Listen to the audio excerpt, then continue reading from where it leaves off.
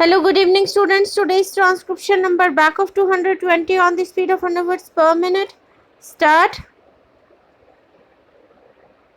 So, while the difficulties that have been mentioned are real, I would like to say that the policy has by and large succeeded in its aim and has proved quite satisfactory. Therefore, to review it in a manner that would satisfy everybody is just not possible.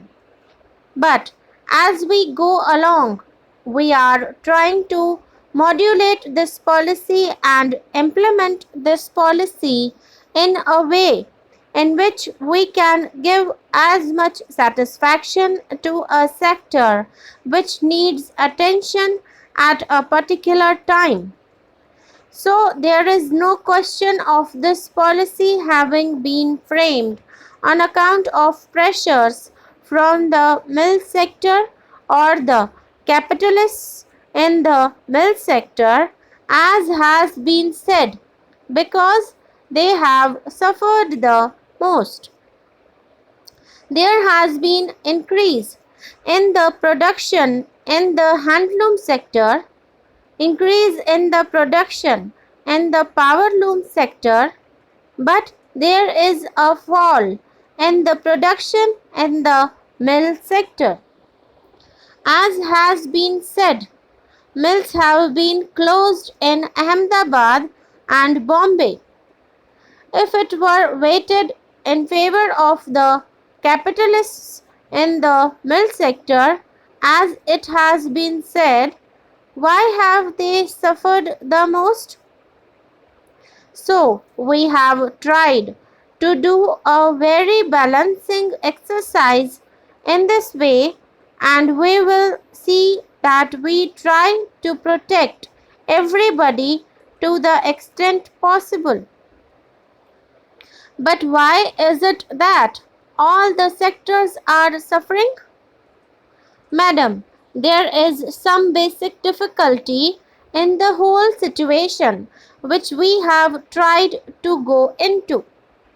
There has been excess capacity in the weaving side, and there has been fall in purchasing power because of the successive droughts and floods. These are two important reasons as of now why all the sectors are suffering.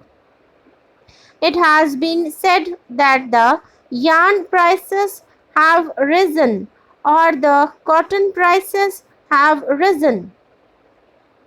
It has not contributed so much as it has been made out. Now, I will just come to some figures regarding the price of cotton. Cotton prices have risen pretty high, but if you take the price rise so far as yarn is concerned, it has not been as bad. From June 1985 to September 1987, raw cotton prices rose by 62%. Cotton yarn prices during the same period increased by only 33%. We have been varying our policies as we went along. First, we decided to export cotton because last year there was a glut in cotton and we had to procure a larger amount of cotton from the producer at the minimum support price. So we thought that a little export would help the producer, and we allowed the export.